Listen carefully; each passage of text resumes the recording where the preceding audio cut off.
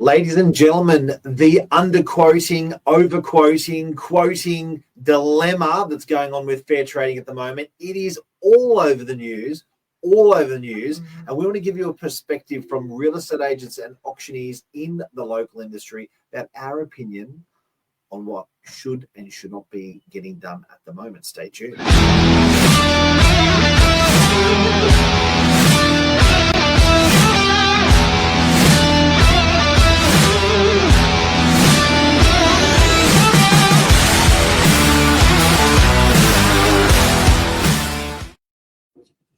Oh, one of the best auctioneers in Australia, Gavin Reynolds. Thank you for coming on, you legend. Hello, Mark. Hello, Lisa. Thanks for having me on. Hey, Gav. Thanks for coming on at such short notice. What a massive topic this is. I feel like everywhere I turn, every newspaper, every news channel, it's all over. It's everywhere at the moment, Gav. What's your take? Yeah. I think that, like all things, when it comes to whether they're newsworthy or not, if I can make an overarching statement in the first instance, that is that, as a business, we probably call, depending on the market, anywhere between 1,500 and 2,000 auctions a year. And the industry is filled up with very hardworking agents of high integrity who only want the best for everybody in the transaction. And there are also some rotten apples that do the wrong thing. And it's much easier to write about those than it is about the people that are doing the right thing. But here we are talking about it. And it disappoints me a bit that the industry is being tarred with the brush that it is. But the underquoting, the bidding blind, I think it's been tagged as by the New South Wales government, is something that is absolutely on the tip of everybody's tongue, particularly in terms of the regulators at the moment. And I really think we need to share more information as an industry and really make some meaningful change to protect all the great people in the industry and better inform the consumer as well. Yeah, well said, well said. And look, I think, there is definitely a bit of a general consensus out there. And, Gav, you're on the ground, you're the auctioneer, you're calling so many auctions, you're doing a lot around that whole Newcastle area. But I think there's a general consensus out there that all agents, and I'm speaking very generally here, but all agents do the wrong thing. And as you said, Mike, that is definitely not the case. There's a whole lot of agents that are working really hard. And our job at the end of the day is to represent the vendor and get the best possible price for the vendor. Yes. That's our job, Yes. And it's not done by underquoting. It's done by working hard and working out what is the best possible strategy. Sometimes it's an auction, sometimes it's private treaty, sometimes it's off market, sometimes it's pre-market, and sometimes the property has sold post-market. But what we can't control is what the property is going to sell for. That we can't control. I know myself, I've brought properties to market. And, I've had something on my agency agreement, and then it's been an extremely popular property. And, the property has sold for way over. We can't control what the market is going to do. We can't control that. But the big red hot topic of conversation at the moment is the whole underquoting.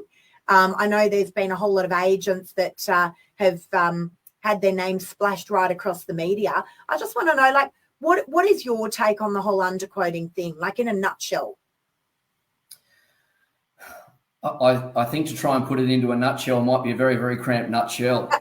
So I think that there are absolutely examples you could point to out there in the market where it's a clear case of underquoting, right? And I think the other challenge that we've got is that none of us understand all of the conversations. It'd be easy to make that assessment without understanding all of the detail that's gone into the lead up to any given auction. But I think that there are a couple of really important things that I think that possibly the buying community need to know about. There is, by way of the Property Stock and Business Agents Act and the subsequent regulations, there is a requirement for agents, if it becomes clear after a property is launched that it's going to sell for above the price guide, then there is a requirement for the guide to be shifted up. Mm. Now, we could point to cases where agents make the choice not to do that. And my personal opinion is that that is absolutely the wrong choice, because I think we've all felt that sorrow for a buyer or buyers who have walked away absolutely heartbroken from an auction as a result of missing out, particularly when the property sold significantly above where they can afford to pay. So anything that we can do as an industry, because as you quite correctly said, Lisa, we don't control the outcome. We don't. So if there is a way that we can give those people a little bit more protection by way of sharing with them and updating them like we do our clients that are the sellers about the fact that the property is likely to sell for more than the guide price, I think that's a really healthy thing that the industry could adapt to and adopt in terms of the communication. Certainly the agents that I'm working with, I do recommend that. But as an industry, we are duty bound. Sorry, I've got a fighter jet flying over my place at the moment, so if it's a bit noisy, I apologise about that. The beauty of being in Newcastle. They're coming for you. They're coming for you, Gav. Hang on, it's fair trading. It's fair trading. You've been underquoting? They knew I was going to be talking about this. Okay, I'll get into my personal bomb shelter. But hang on a sec, guys. I think also that there's to start from the top. This is the number one complaint fair trading has in New South Wales. Yes, is agents breaking buyers' hearts by telling them one price and it sells for another price. Yes, and that's where this has come from. And I've got it, and I think putting an agent's skull on the end of a spear and saying, "Ha ha ha, we got one." Yeah, you're not going to do this anymore. Yeah. I don't know if that's good for our industry.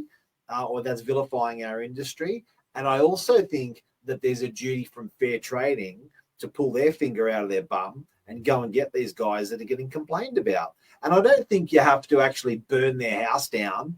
I think you just got to give them a good lesson and say, guys, you can't do this. Because I know the amount of there are people in our area that I can guarantee you their last 50% of the sales were all underquoted, and they've been doing it for 5 years. Well, now they're the people that need to be slapped on the hand and say, boys, you aren't doing and boys and girls, you aren't doing the right thing. I think there's also a little bit of a responsibility there on behalf of the regulators to regulate. And I don't necessarily think this is the way to do it. I'm up for a huge fine. I think you're going in the right direction. We're seeing with vaping at the moment, what's happening there. I'm all up for that. But it's like, hang on a sec, you can do more. But, I actually did something on my social media. It was about 4 weeks ago, and I actually talked about price guides. You'll be able to peel back. You'll see it on my social media pages there, because an agent had actually brought a property to market, of which there is quite a lot of supply of this sort of stock. And the guide was so ridiculously low. And I actually did a social media post on it, Gav, and I was saying, I don't understand why you're doing it. Obviously, it's just a bait tactic. And all you're going to do is just break people's hearts. And then a lot of these agents have even got the audacity, after they've had the low guides, to then go and scream down, down the streets and all over the neighbourhood, record price. We had 150 buyers. We had 30 contracts out, and we sold it for a record price. Well, it's like, okay, but you actually had this ridiculously low guide to begin with, and that it's clearly just a bait tactic. Gav, I just want to say something that I said to you just before we came on air, and that is, in my opinion, there's a couple of not easy solutions, but maybe just solutions here. And one of those would be just put guides online. Number one. I know there's certain states in Australia where it's mandatory to have the guides live. That's number one, and I want to get your thoughts on that in just a second. And number two is have maybe an agency agreement on display. So what the opinion of value was on the actual agency agreement. I think that one of the best questions a buyer can ask a real estate agent isn't what do you think the guide is, or what do you think the property might ultimately sell for. The question I think that a buyer should be able to ask a real estate agent is, what did you tell the owner the property was worth when you were pitching to bring the property to market? And can I just add, in addition to that, what were the comparable sales that you used to come to that opinion of value? Because is it that some real estate agents, and not all, because there's tons of awesome agents in our industry, but was it that real estate agent, when they were giving their opinion of value, actually gave one set of comparables, and when they brought the property to market, they gave another set of comparables that maybe weren't even comparable to begin with? Big problem. Is this the issue here, maybe? Well, absolutely. So I think, and again, if to Mark's point about the regulator getting more involved, I think that I'm all for that. Throughout my career, which is now 20, 25 years or whatever it is, it's a spooky thought actually. I've had plenty of interactions with fair trading, and touch wood, we haven't received a fine or a penalty infringement notice yet. And I've always found, when you get the conversation going with them, coming after this show, mate, they're coming for you. I know. Fair trading.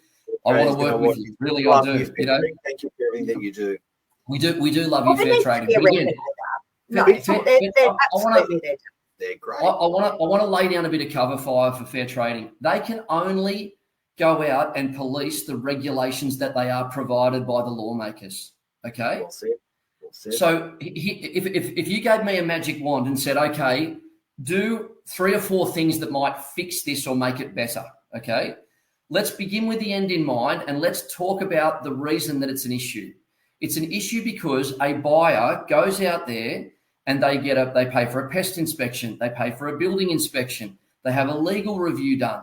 All of those things cost money. They've probably spent anywhere between $1,000 and $3,000 doing those 3 things if they are pursuing a property.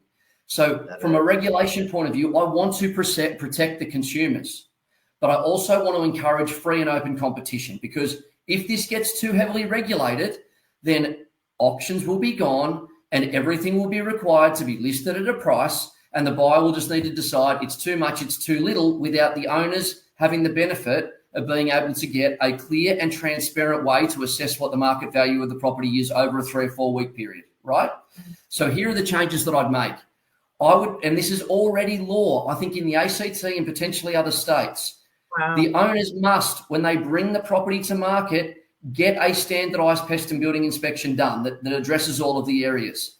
That needs to be made available to every single purchaser that inquires on it. It's no different to the pool compliance certificates and the like. Make it law today that that's required, because that's going to take so much angst out of it. Then the contracts are fairly vanilla, right?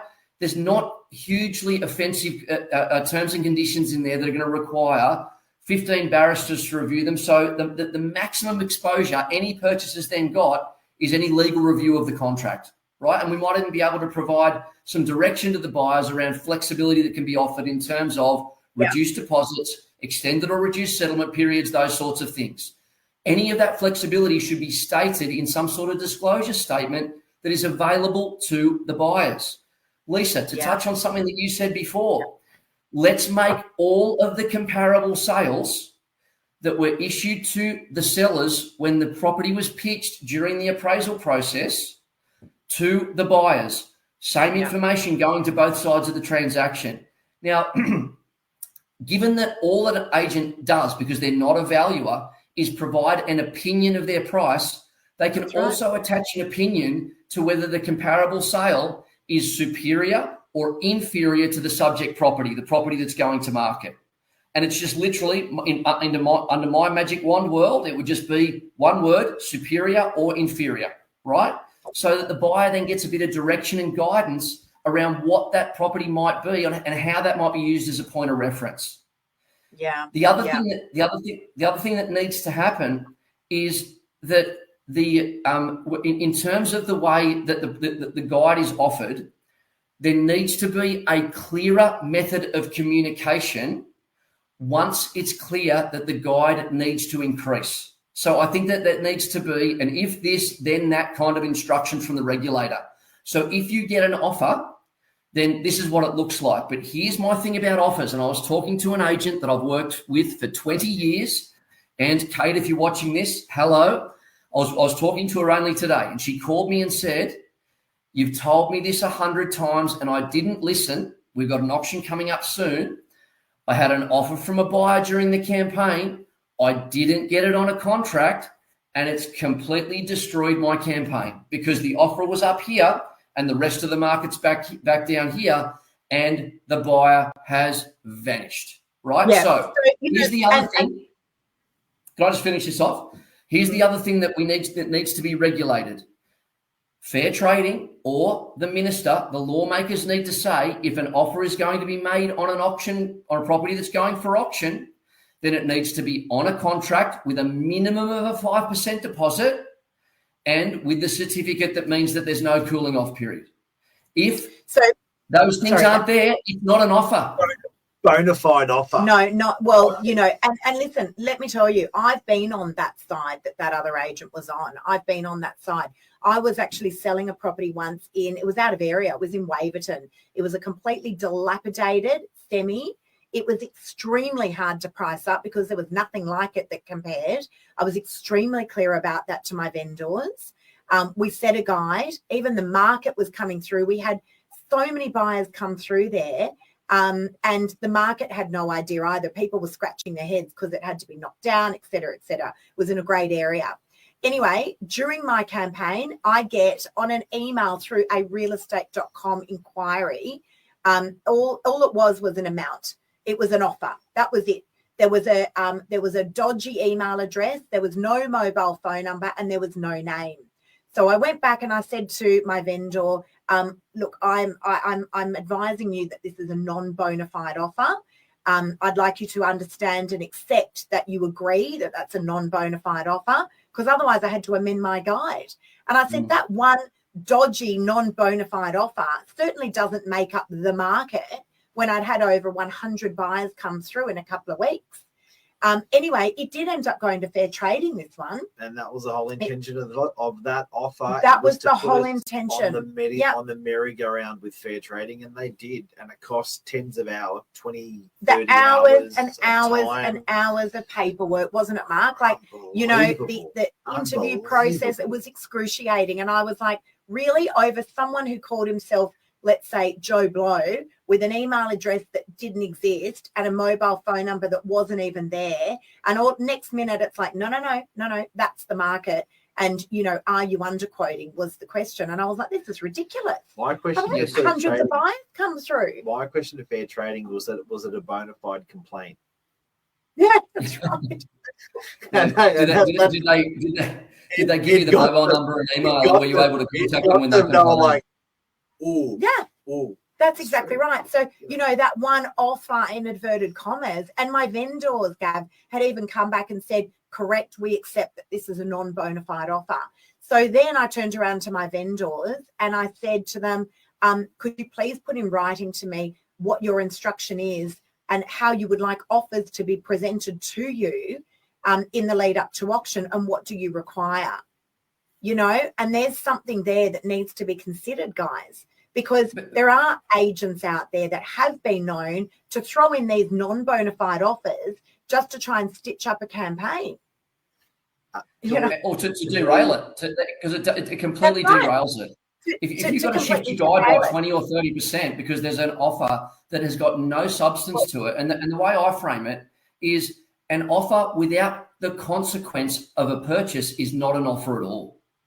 Well, thank you. But can I ask the question then, how does one offer make up the market? How? It doesn't. When you've had market feedback that could have been $500,000 less, where all the buyers are walking through a property going, needs way too much work, because we're always asking the question, well, where do you see value in this property? Regardless of whether you want to buy it or not, those buyers are the market. And if you draw a line in the sand and you're like, okay, well, 20 buyers came through and said it's about a 2.2, and then we had a non-bona fide offer that came through and said it was 2.5, why does that buyer make up the market? Why? You're going to say something, Mark. Oh, look, I think we're going to tighten it up. The biggest complaint in the industry, again, I'll go back to what I said. The biggest complaint in the industry is agents breaking buyers' hearts due to what they're quoting. They think they're going to buy the property for. What are the 3 tips that you can give buyers and fair trading each? So what would you say to the buyers that are being misled? And what would you say to fair trading in terms of the stuff they can bring in with it very quickly? In short, for Gavin, this is to you, and to Lisa, giving this good, is to you. giving good recent comparables. The great thing about our industry, and there's a million great things out there to buyers. Get good comparisons. Get good comparables. Look, the thing is that data, that information is readily available online. It is. You know, you can go online, and even if you don't know the area, you can go on these days onto realestate.com and domain, and you can have a look what's around that vicinity that's been selling in a recent market. That is the most important thing in a recent market. Number two message to a buyer with this quoting that we're talking about. Number two message to a buyer would be, it's not a bad question to ask about what is on your agency agreement, what opinion of value. I know it's a really, look, I must say, I don't love it when someone asks me that, but it's not a bad question to ask. And the agent can answer it however they see fit. That is a confidential document, however, and sometimes I will answer that. Number three is not just comparables, properties that are on the market, but properties that have recently sold. I want to draw down on the word recent. It is very important. We have been in a roller coaster market. You have too, Gav. We've been on a roller coaster market for the last couple of years. Looking at properties that have recently come on and recently sold is very important. Looking at stuff that compares to that property that might have sold 6 months ago, in my opinion, not comparable. Gavin, the market's changed. Three messages to buyers you'd like to give in relation to these underquoting laws. Ask the agent to keep you up to date if it becomes clear that the property is going to be sold above the guide. Agents are not the Terminator. They are not Freddy Krueger. They are people, very nice people, given that I've dealt with tens of thousands of them over my career. So they will want to be looking after you if they can prevent you from extreme disappointment. So just ask them. The world gives you back whatever you give it. So just be kind, communicate well, and ask to be kept informed about the way that the property might be advancing or how the campaign is going. Because can I just tell you also, you might walk through the first open home as a buyer and there are 40 people there and you think to yourself, there is no way I'm buying this place. It's going to sell for 10, 20, 50% above the guide. Then by week 3 or 4, you haven't been back there because you've already inspected it and they're getting 1s and 2s through, and there might be a much smaller buyer pool as the auction approaches. So if you're staying in contact with the agent, then they're going to be able to give you an idea about how the campaign is going. And I don't think that's an unreasonable request to make of them. The other thing that I would do is I would, if budget is a factor for you, then do focus on properties where the agents have already gone and done the runaround work in terms of getting the pest and building reports, because obviously that will drop your cost base in your pursuit of properties. Also, you can do your market research. Just to go back over a point that both Mark and Lisa have made. When the comparable sales are shared with you, just jump onto realestate.com, buy a very short-term subscription for the period that you're in the market to RP Data. Be out there turning yourself into a bit of a property expert in terms of analysing the data, and then you're going to get frequent updates about those very recent sales that are happening. Because if during the campaign the market can shift, something might happen during the time that the property is for sale, which shifts the property's value up or down 5 to 10%. So, like a bad building report or a bad strata report. Totally. Number 3, Gav? Well, that was 3. Message to buyers. Okay, cool. Now, your love message to fair trading. Okay, so there's a couple of things I want to say here. First of all, as real estate agents, we are being employed by our vendors to get the most amount of money out of the market. That is our job. We cannot control what a property sells for. We can control what happens with those price guides. That part I definitely agree with. But our job is to get the most amount of money out of the market for our vendors. And sometimes it's well above expectations. We cannot control that. We simply cannot control that. I think, there definitely needs to be some changes there for sure. I see these very low, very inaccurate price guides. I see them in our market from other agents. And it really does ruffle my feathers. I deal with some of those buyers that were heartbroken because they missed out. But more importantly, they never stood a chance because they were brought into those properties under false pretenses. So, I do believe there needs to be some regulation here. I do. Where I think it starts to get very silly is when we are questioned, like I was that time with that property that was out of area, because I did my job and I did it really, really well. And there was some silly person, probably, a real estate agent who missed out on the listing, that put this bogus offer in. And then, I was having to spend hours and hours and hours, weeks it was actually, of my time having to provide information for something that I just didn't do anything wrong. And I think that's where it gets silly. I really do. I think the fines are excessive that are coming through. I know we spoke about this briefly, Gav. I think it's circa $100,000 if you're caught. I think it's excessive. In many cases, as you mentioned, Gav, that is more than what any agent would earn on a campaign. In a year. Really the average wage or average salary for a real estate agent is still under $100,000 a year. Yeah, I think it's absolutely absurd. But I think they're here and they mean business, and I think something needs to change. But there are plenty of great agents out there that are doing a damn fine job at getting phenomenal. Most. You said it yourself, Gav. That are doing a damn fine job. And, but I think this is for the ones out there that aren't doing the right thing. Gavin, what's your love message to the regulators, Office of Fair Trading? I love the mission that you're on, because I will support anything that tidies up the industry and makes it a better place to be for the buyers, for the sellers, but also for those incredibly hardworking individuals that go out there and go to battle for their clients every single week, week in, week out. Right? So there's this situation where I've already laid the three changes that I'd make out, which if we want to go back over, I'm more than happy to do that. We want to make it mandatory for pest and building reports to be done, because that's where the majority of the cost is for purchasers when they're doing their due diligence on a property, particularly first home buyers. And they're the ones that need the greatest amount of protection. Yeah. Sorry, Mark? Then that can be shared with all the buyers. That can be shared with all the buyers. If a buyer then chooses to go and do an independent one themselves, that's absolutely their choice. But let's make it easier for people to participate, as opposed to the barriers to entry being too high because there's that cost there. Make it mandatory for the comparable sales that were given to the sellers during the appraisal process to be supplied to every single one of the buyers when they walk through the front door. If they choose to hand it back to the agent, like our fair trading forms, that's absolutely fine. But make sure that they are given that information, or that it's available during the open homes for people to take away, or put it in the realestate.com, domain.com, and on our individual real estate agency websites, put it in the ad copy. Put it there. Have a section in there. It would be very easy to add. Very, very simple to add, right? Can I also just add something? Yeah. If it sounds too good to be true, it probably is.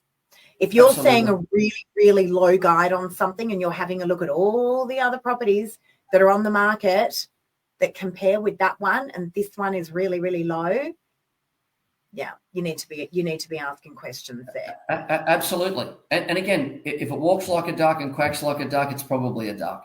So the individual, we touched on this already, the individual who's in pursuit of the property needs to take more responsibility for doing the market research and due diligence.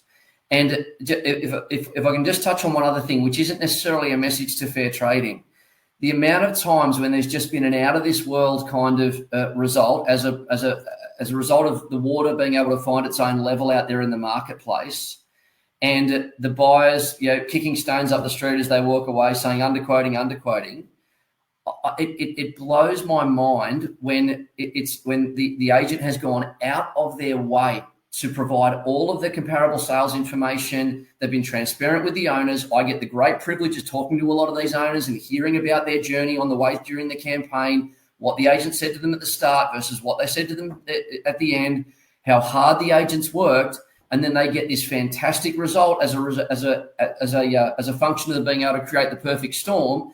And then, like you were, Lisa, they're dealing with fair trading for a month, being hauled over the coals, not sleeping at night, shortening their life as a result of just going out there and working their butts off. The agency agreement says the agent must use all reasonable endeavours to get the highest possible price for the client. It's there. We are committing to that when we enter an agency agreement with the client. And then we've got fair trading whipping us and the industry whipping us and the press whipping us for complying with our obligations. There you go. Yeah. Why don't they just go for the head of the python? Why don't they just go to real estate? Why don't they just go to realestate.com and domain.com and tell them to do what you've just said? Tell REA there must be 3 mandatory comparisons. Tell REA you must insert a building inspection or it can't be loaded. But that's when it goes to portal. What's his stuff? What if it's not on portal? Most of it, but even so, I mean, I think they could get. I think there's a duty there to lean on REA and lean on Domain, the portals, to say, guys, we need you to help us clean it up as fair trading. And it'll save a shit. But that has somewhat happened because there's one of the portals, I think it's REA actually, where if your back-end search is lower than your actual guide online, they will put something on there like a waiting guide. Don't quote me on that, but there is something along those lines there. So, you know, they're definitely starting to conform as well. Look, I think that, the moral to this story right here is it needed in the industry? Do we need to tidy things up? Absolutely. Do we need to tweak things, and wrap the ones over the knuckles that aren't doing the right thing a little bit harder? Yes, we do.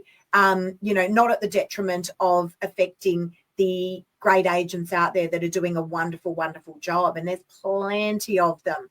So, listen, fair trading's got a hard job as well. There's a massive task force out that are there, and they're coming for, the agents and people in the industry that aren't doing the right thing. And I think that's a good idea. I do.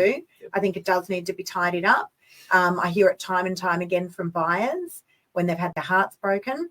And, but it's just, we just don't want to take this too far. I think those fines are out of control. That's what I think. But it's a knee-jerk reaction, right? It's a knee-jerk reaction to them wanting to be seen to be doing something, Lisa. Whereas they and that's in part, I'm supportive of them doing something. I just think they're doing the wrong something. Well, because are they chasing political votes, or are they actually genuinely going to do something about this? Because if they got a lot of media about it, which is sensationalized, which people love. They're huge fines, which people love. Yeah. But get out there and go get these guys that are doing it, because I can tell you, out of the 180 agents in the Northern Beaches, the same guys doing those low guides have been doing it for 5 years. We see the serial offenders out there for sure. We do. Yeah, get them. But listen, well done to the agents that are doing the right thing. Can I say this is not a job for the faint-hearted? The hours are massive. The level of devotion and dedication to the industry, our clients, our buyers, is relentless. It's relentless. Where it's from the minute you wake up until the minute you go to sleep, and no one's crying for the real estate agent, that's for sure. But there is a whole lot of us agents out there, and that includes you, Gav, as an auctioneer, that are really, really just working hard and just doing the best that we can. There's a big, hot, spicy topic of conversation, which we could go on and on and on about for weeks and maybe months and maybe years. But guys, hopefully this has helped some of you out there. Gav, thank you so much for joining us. We always appreciate your expert opinion and advice. Thanks again. Thanks guys. Legend. See ya. Bye.